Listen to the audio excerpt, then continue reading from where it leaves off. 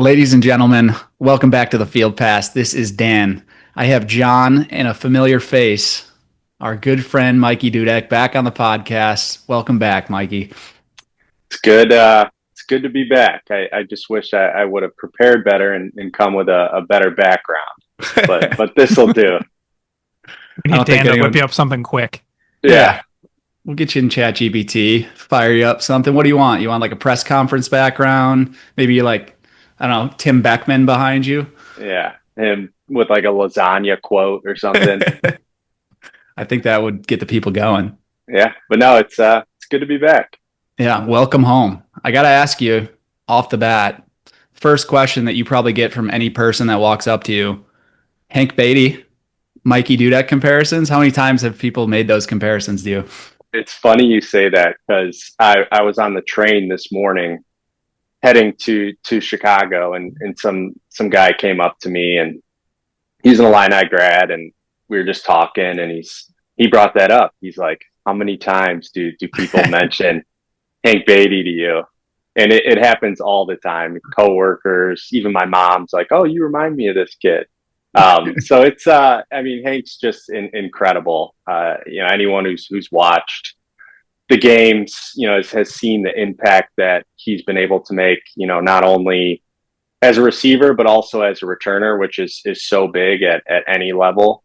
So to have a guy like that on our team is just huge, and you can see the relationship that he's built with Luke, which is, I mean, Luke is playing lights out too, but just him and Beatty's connection is got to be, one of the best 1-2 punches in college football right now. And I do think the stats would back it up. So super happy for Hank, and, we're going to need a big one out of him on Saturday.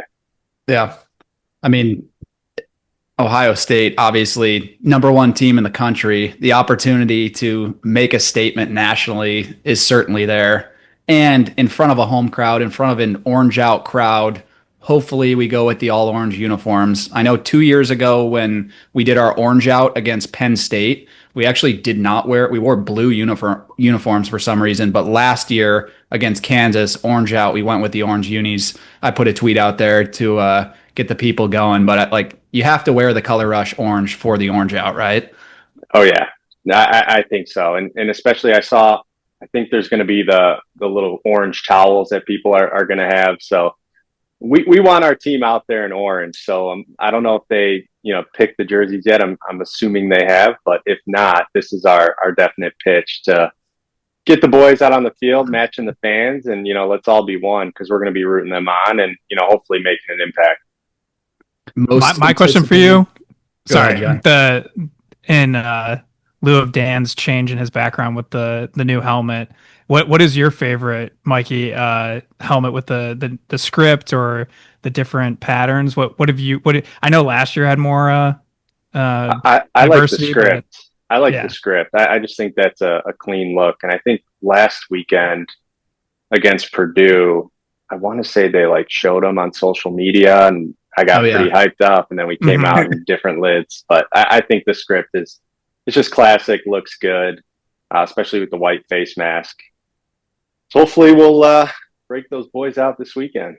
I will say they could do something cool with the 2007 team winning at Ohio State, where they had the block slant letters with the underline logo. If you go with those throwback helmets, they're orange with the regular orange unis. That might be a little best of both worlds scenario. But I do Yeah. like the script. I think the script's maybe my favorite as well. Yeah, it's just a classic look. I think it looks great, but that's a good point, Dan. Let's try to mimic what the boys in 2007 did. But at the same time, I almost feel like Bielema is trying he places a big emphasis on history, but I feel like he's trying to rewrite Illinois football. So that's the only reason why they might not do something like that. I don't know if they even have those or what, but just in hearing Bielema talk, he places a lot of emphasis on the history, but just about this being a new age, new beginning. So I could see him being like, we're going to start our own tradition. We're going to wear these, something like that. But you never know. Guess we'll find out. What are your first impressions of the team this year? I know typically in years past we didn't get your prediction this season, but you always go 12-0. And we're not too far off. I mean, 5-1 to start, going up against a 6-0 Ohio State team. Are you happy with what you've seen thus far? I know, the Indiana game obviously did not go according to plan. Is that still, foremost in your mind when you think about this year's team, or have you seen enough to make a determination? It's tough because, and that's a great question, because every time, I see us playing well, like against USC, we're going in right before half, we're, on the 1 yard line going to score, and then we fumble the ball, which it was kind of a BS call, if you ask me. Agreed. Uh, and then, but I always, think back to the Indiana game. It always is, national televised, just get absolutely blown out. But at the same time, there have been some really good things that we've done, and we've yet to put a full game together. You look at the Duke game, we were up by a few at half, or maybe even tied at half, come out, blow the doors off in the second half. Even last week at Purdue, it was kind of a closer game than, the score might have made it look, and then just some blown coverages, missed tackles, penalties on the offense side of the ball. So I my long-winded answer is, I'm very happy with how we played, but at the same time, I know, and everyone in the building knows, that there's room for improvement, which gets you even more excited because we haven't seen a complete game yet. And as I said earlier, hopefully we can bring a complete game on Saturday. Otherwise, it'll be another long, early morning, late afternoon for us as fans. Yeah, I feel like the point of there's being room for improvement, definitely, but the fact that you kind of need that all to coalesce in one game against the number one team, it's not that it can't happen. And I love the fact that they have this opportunity at home. What better environment to try and get right in that kind of a way, but man, you're really it's going to have to essentially be probably a perfect game on offense, and then you're just going to need like a couple things to go right on defense, or just a couple big plays early to get the momentum rolling, because that's just an area that I'm not trying to be so down so early in the podcast, but I'm having trouble, especially looking at the Ohio State roster, just being like, man, how do we contain these guys when, talking about the Indiana game, like that's not necessarily so fresh because the bounce back against USC, like they obviously have a great offense, and the fact that we were able to, kind of keep them under control to the degree that we did was nice, but it's still one of those where I'm kind of a bit hesitant to just be all in and like, okay, yeah, this is number one. This is perfect. Everything's going to go great. Mikey, I want to ask you, in your playing experience, a game like this that's been circled on your calendar, prior to the season, does a coach scheme something up that they're holding back in the chamber waiting for that game? Or is it too far out in the future that it's like, we're not going to plan for, Ohio State week 6 or week 7 when, we have all these other games to play ahead of time? Like, do you think Barry Lunny, you think Brett Bielema are sitting there with something special that they were holding back for this Ohio State defense? I do think yes, but I don't necessarily think it's for Ohio State. When you're in camp, you probably run, 200 different plays, maybe probably even more than that. And you run through all your trick plays. You run through, 2-point conversions. You run through third and short, third and medium, third and long.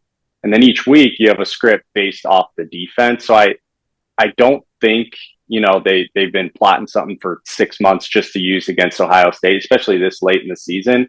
I think it's just, part of their preparation throughout spring into fall camp of just having, different plays or different ways that they've shown one run, disguising that, showing it the same, but doing a play action pass or something off of that. I do think we'll see a little bit of wrinkles, but probably very similar to what we've had, just with some disguising in there. So hopefully that answers your question there, Dan.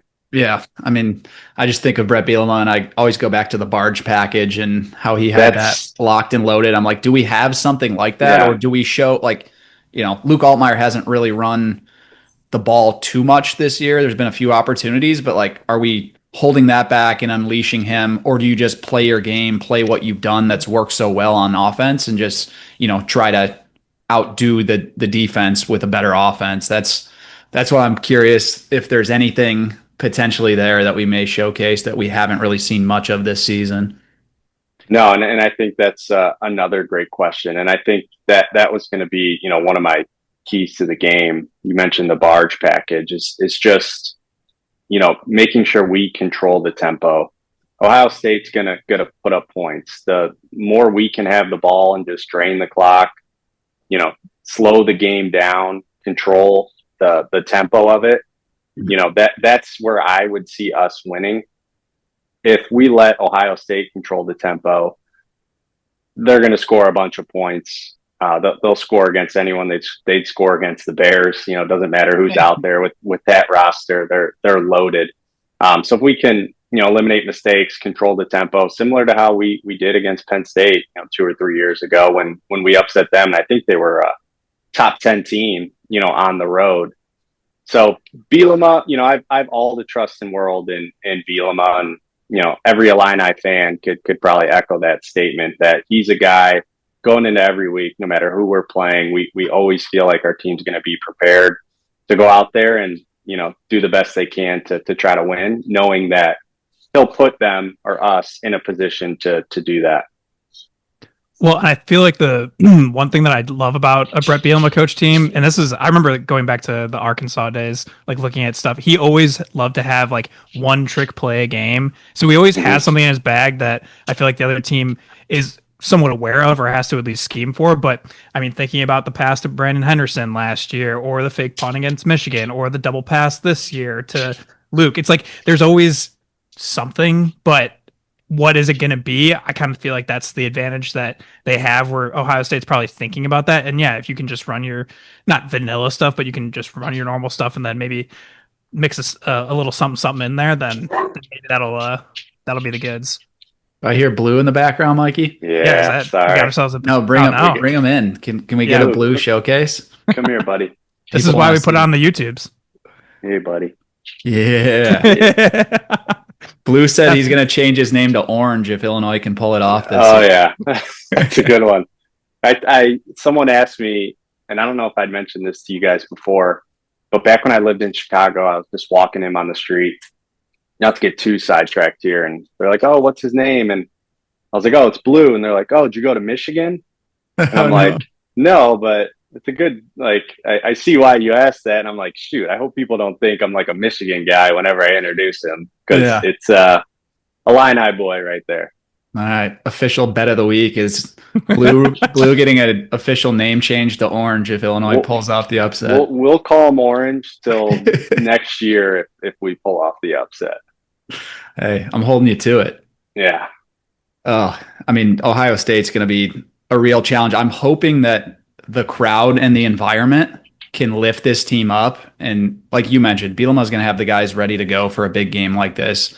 I think of the Michigan game last year, and he's such a good coach at leveling the playing field. Maybe when you don't have the X's and O's, the Jimmies and the Joes that Ohio State has, he can try to level the playing field with the little intangible stuff, the high IQ stuff, the in-game strategy of we're going to do these late substitutions and try to play these mind games. And I'm hoping those little edges he can, try to tilt things back a little more equally, and then hope we can ride some momentum, get out to an early lead, and let the crowd and the pressure for a quarterback at Ohio State, Julian Sayin, who hasn't played in many tough road environments. I mean, he went to Washington earlier this year and handled them, but I think this is going to be the most hostile environment by far he's played in a big game with a lot of eyeballs on him. And you hope that you got cool hand Luke on our sideline, who has been there, done that. And maybe a freshman like Julian Sayin shows a little bit of the inexperience. And, when a quarterback is as important as it is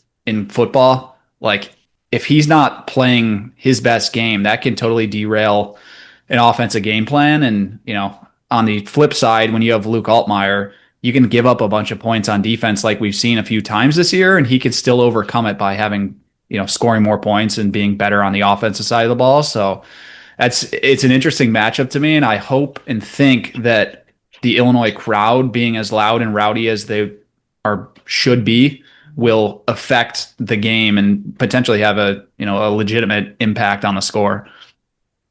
Yeah, I sure hope you're right, Dan, because Ohio State's defense is playing lights out this year. So if we're getting into, if Ohio State's putting up a ton of points, it's going to be difficult for us to, play from behind and try to catch them with their defense. But if we're able to get to Sane early, knock him off his rhythm a little bit, don't allow big plays to, Jeremiah Smith and Carnell Tate on the outside, who are, two of the best receivers in the country. We have a chance, but if we allow them to get in rhythm, we allow Julian to stay up, make his reads, make his throws, it'll be a long afternoon. I feel like too, not to always keep harkening back to the IU game, but I feel like a lot of PTSD is coming from that, and people are maybe thinking that's going to be the same exact thing this weekend. However, I do have faith that Barry Lunny is going to obviously learn from that, but also realize that during the Duke game, like Luke, when he had plenty of time on some plays and he was able to carve them up, and obviously Signetti was talking smack about how, oh yeah, like actually if Duke didn't turn it over, like they were getting to him pretty easily. I understand that, but they were definitely responding a little bit better with the quick passes or getting it out in rhythm with Luke getting it out to Hank and Hank. It's funny that when you guys were talking about him, I don't know, Mikey, if the comparison is so apt, and this is not to blow smoke up your butt, but at the same time, like he got hawked it in the SC game, and I thought that he had kind of gotten rid of those demons when he ran away for that first touchdown, and then he got tackled at the one again. And so I don't know if he's got to work on the high knees or whatever, but he's got to work on that breakaway speed, because that's something where people want to make the Mikey Dudek comparisons, and I know that you wouldn't have gotten caught on that. Well, I appreciate that, and the South Carolina game, I was sitting right in that end zone and saw him running. I was like, touchdown. And then I just see that guy coming. Mm-hmm. I'm like, oh no. Bad angle. And then we fumbled like 2 plays later. So, yeah. Then that was and same thing with Colin Dixon against USC. Obviously, those guys are trying to score. But if we can get some breakaways and actually put them in the end zone, that'll be huge. Yeah.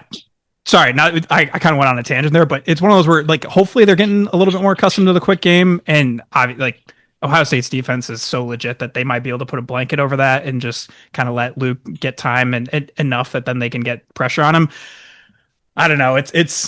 It's going to be a tall task, but then what are the 3 things that Brett says? You got to be able to run the football, defend the run, and cover kicks. So I also could definitely see, where I might be thinking, oh yeah, just like run a bunch of RPOs and get a bunch of quick slants out. Maybe they're just going to try and run it down their throats early and often to try and maybe get them on their heels to take some deep shots. Because I do feel very confident, obviously, in the passing offense. The rushing offense has been, kind of meh or so, and maybe this is the Khalil Valentine, super breakout game, but it's one of those where maybe they can lull them into a little bit of a ground and pound early, lean on them, and then hit a couple deep plays.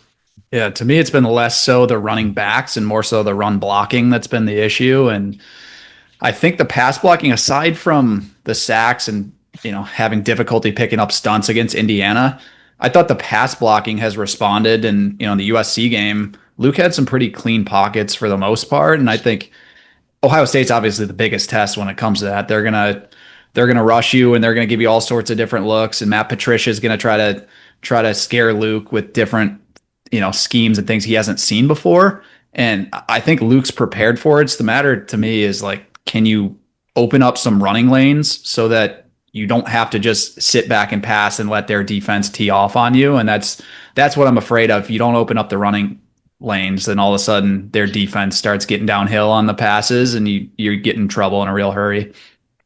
Yeah, we need to establish the run. Fagan needs to get going. He's a run a guy over, and Khalil, he's my favorite back out of all 3. He just, every time he touches the ball, he's like a little spark plug.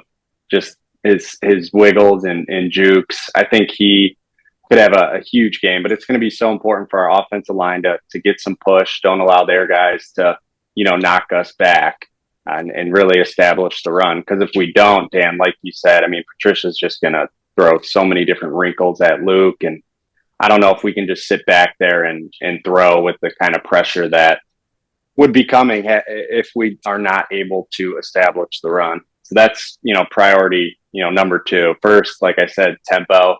second would be make sure we get the run going, but those kind of go hand in hand. The one other thing I saw, that a quote from Miles Scott saying like we just need to shut down their best option, which is Jeremiah Smith.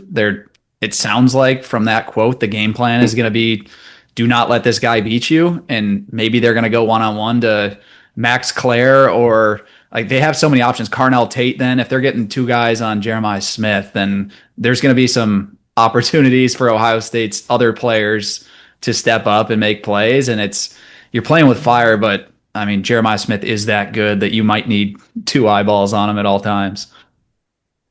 Yeah, definitely. I'm curious, Mikey, in terms of like how you're feeling about the defense in terms of just like I don't want this to turn into like a session of, you know, blaming like the pass rush woes all on Gabe, because I'm sure teams are keying on him. And, you know, I like the guys from Wisconsin, but they haven't really generated much by way of like a negative bubble on a pass rush. So when we're talking about like the pass defense, like, yeah, it's going to be damn near impossible to cover some of these guys for 5-6 seconds. So like, I just don't like, short of Gabe just going beast mode and, you know, playing himself into like a top 15 pick. Like I don't really know where the answer is. Like I'm curious how, when you're watching that on like you're watching the defense and you're keying on these guys, like obviously it's simple, just like get after the quarterback, but I don't really know like what the real answer is, because I feel like we should be saying like, oh, what's Gabe doing? But then it's usually not so simple as just like, oh yeah, your best player is probably getting double teamed.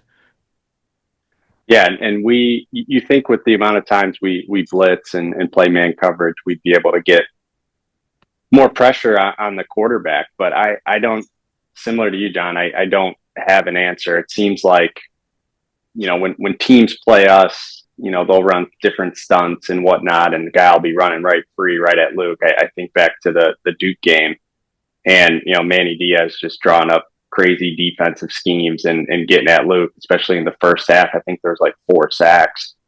And with the amount of man-to-man and blitzing we do, our corners and secondary, they're on an island a lot of the time, which is, you know, a lot to ask of them to cover for, you know, 4 or 5 seconds. So, you know, we're going to need to get pressure. I don't know who it'll be. Gabe obviously is star number one, but like you said, John, you know, they'll probably chip him, put a second guy him. So it's going to be, you know, some of those other guys that need to step up and get some pressure. Cause I don't know, any defense, it's tough to play, you know, corner. I don't care if you're Darrelle Revis to cover someone. It's, you know, probably the second hardest position in football is defensive back. So those guys need some help up front. And, you know, Aaron Henry, you know, great guy. And I know he'll, you know, put us in a position. Hopefully he's, you know, washed the Indiana turnout and, you know, we're able to learn from that, which I think what we have, you know, considering our last 2 games, we've looked a little bit better. So you know, it's going to be up to that defensive front to really get some pressure and provide some relief in the secondary. Cause if not, it's going to be a long one. Mikey, you were at the USC game. Fox Big Noon Kickoff was there. I want to hear about your experience with that and the atmosphere. I know you had told us that it was an incredible atmosphere. I assume this is going to be, you know, even a step above that. But what was it like for Big Noon Kickoff? And, you know, what will it be like for this upcoming week's Big Noon Kickoff Part 2? Yeah, you know, when I parked my car and was walking up to the tailgates, and this was like 3 hours before the game, it was just packed. You know, the Big Noon stage was set up, it was packed in there. It was a bit surreal because, you know, 10 years ago when I was playing, it was not like that. So to see the fan buy-in because of the product that's on the field, it's, you know, it's amazing. And, you know, the atmosphere for, you know, USC was probably one of the best games that I've ever been to of any sporting event. The crowd was into it the whole time. And I do think it's going to be a notch up just because, you know, it's Ohio State. It's the big boys coming into town. It's number one. And back to what I said way earlier about everyone buying into Bielema and what he's able to do. Champagne's going to be, you know, rocking. And I hope we're able to be that support that the team needs just to give them that little of an edge. think that's our teaser clip right there. That was picture perfect. That's Oh, exactly what I wanted to hear. What would you have given to play in that environment back in the day in a game like an opportunity like that to play the number one team on the At national home. scene with an opportunity to make a massive statement and put yourself squarely back in the college football playoff picture? it's what you dream about, like as a kid. You go to practice when you're 5, 6, 7 years old. You come home, you play on Saturdays, and then you watch college football. You watch these games, and you dream about playing in something like that. I've been on the other side of it, where we played some of these high ranked teams at their place. The atmosphere was just unreal. So to see it now at Illinois, and those guys in the locker room, like I was in the locker room after the USC game, and I went up to one of the recruiting guys and just said, this is different. Like the culture, and culture word gets thrown around so much, but just the culture that Brett and staff have built there is nothing like I've ever seen before. Those guys, it's like they just expect to win. They know they're going to win because of the preparation they do going into each week. So I know, all of them, I'm sure, had the same dreams like every other little kid of playing in games like this. So yeah, they're all going to be super pumped up, and I wish I could be out there with them if I didn't have a bad wheel here, but it's good to root them on. All right, I lied. I think that's the actual teaser clip now for this episode. We'll just make it that Throwing out Mikey's back. teasers. Yeah. We'll keep splicing things together and just continual Mikey clips. That'll be. Maybe we'll just put the entire podcast out there. I do. If we have with the Big Noon Kickoff, if we've got Blue potentially changing his name. I'm curious how many shots of the fire truck we get in like the pregame festivities or even during the game. And two, if we win the game, what do we need to do to get the fire truck onto the field? Because I feel like that would be unbelievable. We need to we should have gotten Robert in on this because we need to figure out a way if we win to get the fire truck on the field. Fire truck doing donuts at midfield after the game with the siren. Robert just nailing the siren. Oh my that God. would be incredible. I'm Fireworks sure going off. You can make an AI video of that, Dan, a little foreshadow. We need the real thing, and we'll just crowdsource whatever fine or banning we get from the university for inevitably ruining their nice turf field. But when you got $100 million coming in, you're going to just build a new field, hopefully at some point anyway. Then, let the fire truck do a couple donuts. Yeah. Do you think we get a crowd storming should we win? Or only if it's in dramatic fashion, or no crowds? Are we out on crowd stormings now after the USC game? We used our one crowd storming per year. No, we would definitely storm the field, number one. But I think last year we stormed it after like every game. It was getting a little, I don't want to say ridiculous, but the USC, I think fans were just pumped up, especially after the week before, and they were ranked higher than us. So technically, I think that's what you do. Yeah. But number one, if we win, I'll be the first one out there. You'll be crowd surfing with the Illibuck turtle. Oh yeah, held above your head. Is that actually back? Is it? Oh yeah. It's talking too. I saw that. But is it? So it's still a trophy game. We just don't play it every year. Correct. Yeah. So the Illibuck's back.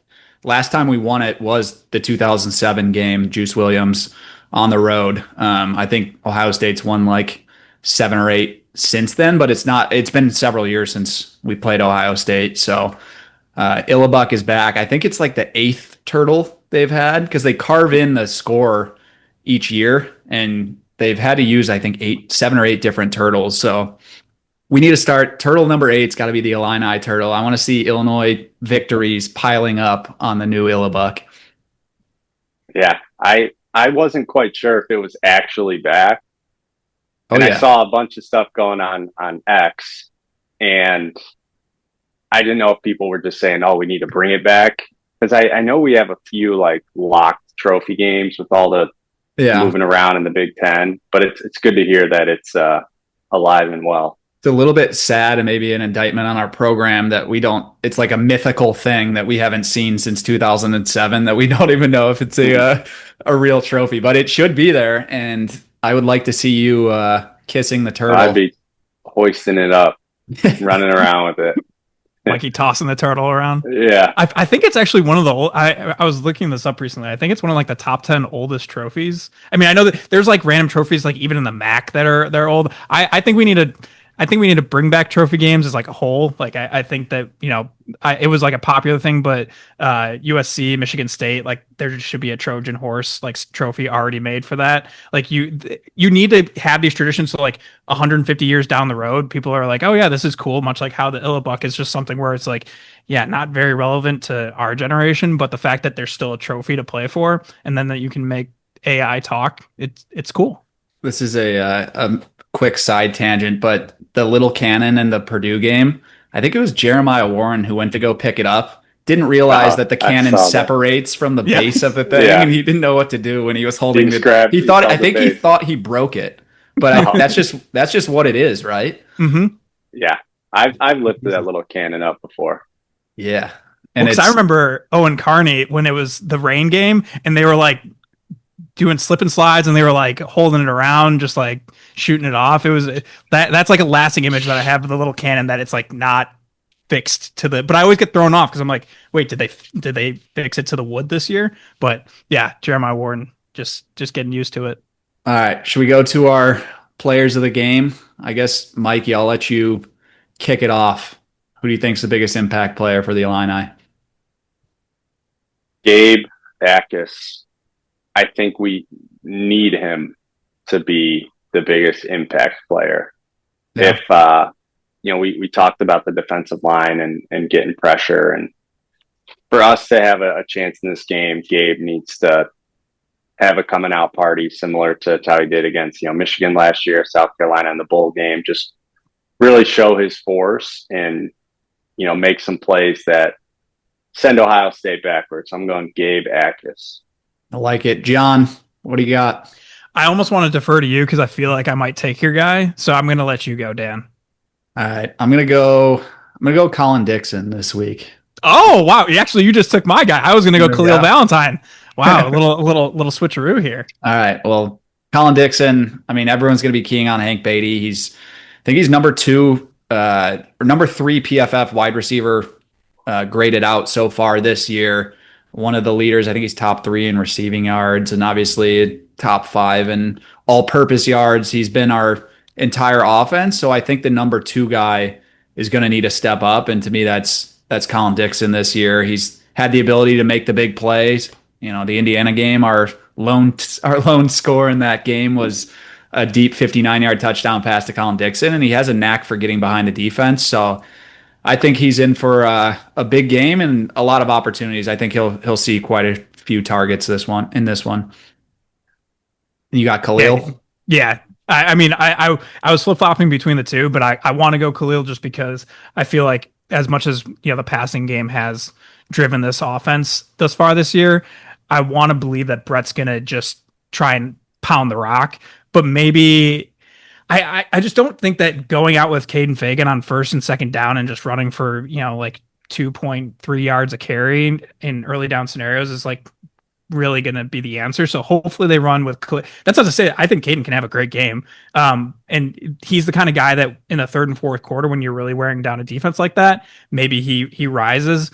But I think early and often you got to get Khalil the ball because that dude is just he's a guy who can make a defense as good as Ohio State's look not necessarily pedestrian, but look just above average. And he can make things, he can make a 1 yard loss into a 3 yard gain. And he can keep you, even if you're not ahead of the sticks, not in such dire straits that then you're getting Luke killed on a 3rd and 11 because, well, yeah, this is obvious passing down. So they're just going to tee off on him. So I think that that's the kind of guy that you need to feed early and often, get him involved in the pass game as well, even as just like an outlet. He's a guy who can be a difference maker just because of his, like he's got NFL-esque moves, and that plays even when you're going up against NFL talent.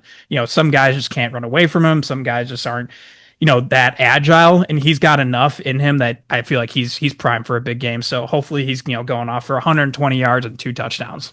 We could get a moment like the UNC game where Keyshawn Vaughn ran down the sideline and just sent the crowd into a frenzy. Like, even if we don't win the game, we got to have a moment like that for everyone to to remember. And I think Khalil Valentine could be that guy, slips through, gets to the second level and, breaks a tackle and takes it all the way in for a long score, gets the place going. And I don't know. I think you need a big play like that early into the game to get the crowd behind you. And, there will be people believing, but there's going to be plenty of people going into it thinking we have no shot. And you need to have a momentum play like that gets everyone on board and just creates a loud environment where Ohio State can't even hear themselves think. I love it. Let's. Yeah. I guess we might as well just get into. See, now I'm curious. This is the interesting part because I'm still flip flopping even in my own head about score prediction. So that's what I was going back and forth in my head right now. We took a moment of silence because we need to figure this out. And correct me if I'm wrong, but is Ohio State not given up a touchdown this year yet?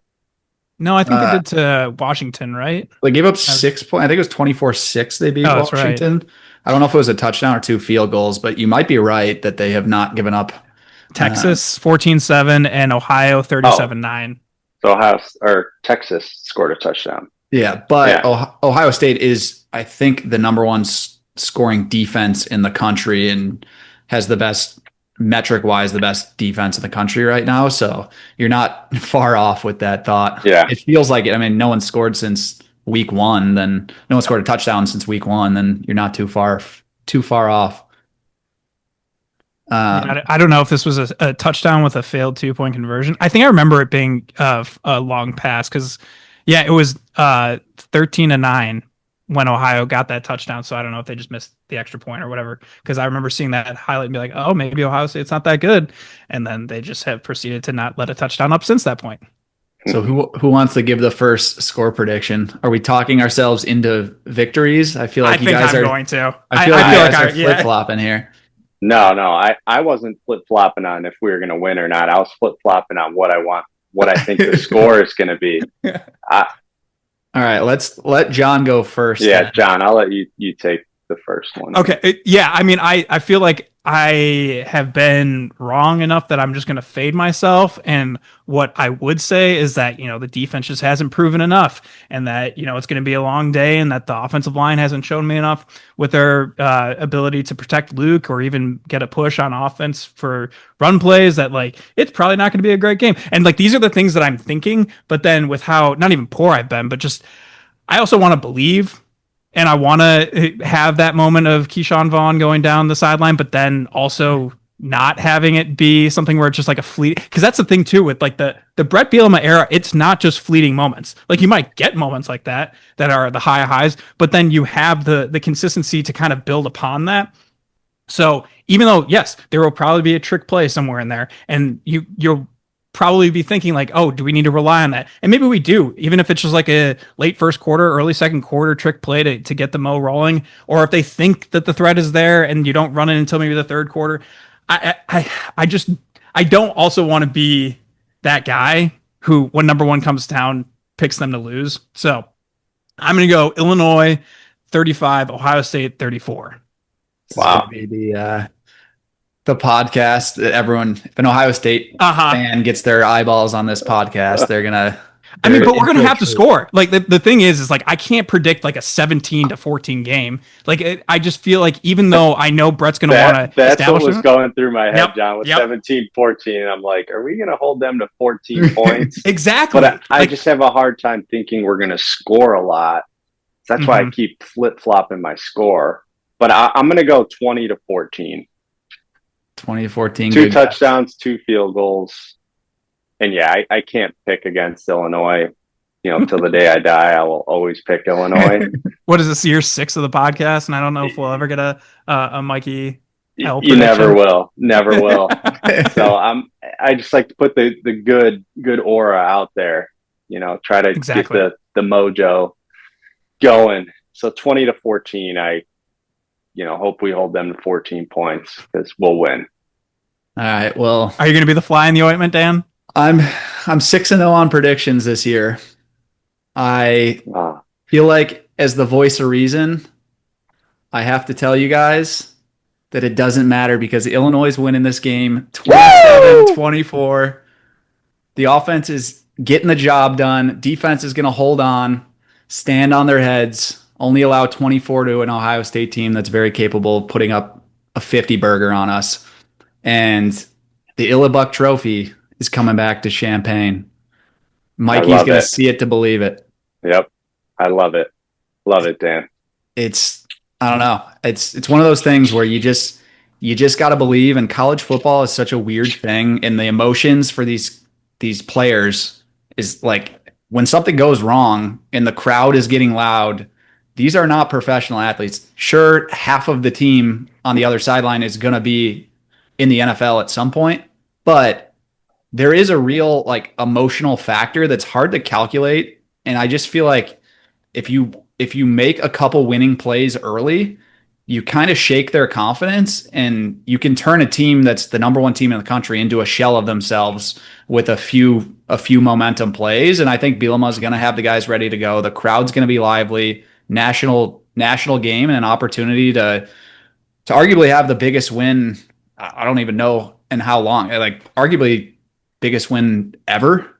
I mean, I guess you could talk about some of those national championships back in the day and say those games that matter, but Yeah, at least 100 in the years last, ago. what, 30 years during my lifetime that I can remember, to me, a win like this would probably top the list.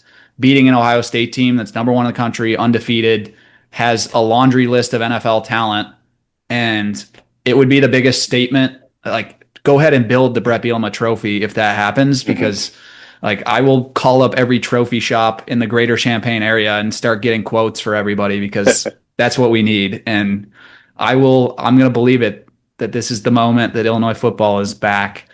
And if we show up and play like the Indiana game, then we're going to look like the biggest clowns of all time. But you got to believe in something. One time. I love it. Love it. I hope. And I would agree. Build the trophy. And I do think, and my deep history of Illinois football is not the best, but this has got to be, at least top three biggest game of all time. Because you're right back in the mix of being That's in the what I was going to playoff. say. Yep. Exactly. I think that's probably why it's one of the biggest, if not the biggest, because not only would it be taking down number one, but like you'd be doing it and then putting yourself into like it right back into the conversation.